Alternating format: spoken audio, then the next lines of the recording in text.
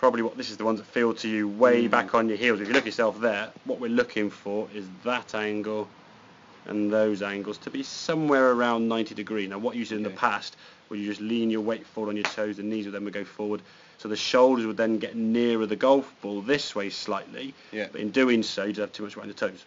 So because of this now, you couldn't really rotate, so it's feeling the hips now go back, the shoulders go forward, it keeps the weight equal on the heels or the arch of the feet, so say. So as you swing now, takeaway is great, club going back over your toe line, great rotation to the top, club can come back down, we can clear the body. There's definitely on this sort of swing out to the right we saw last, we're trying to push out to the right, you're releasing the club around your body nicely, and that is a full release of that body there, hips and shoulders have been coming through, and that right foot now coming through a lot more.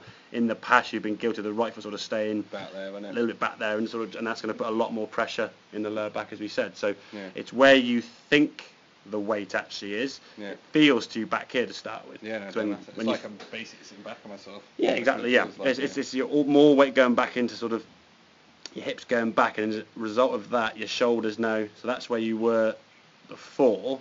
Okay, but you were tilting forward. We're now just pushing these back and then that way, so we're just going to create more of a tilt this way. That there was probably, I would say here, this is obviously a good shot you hit there.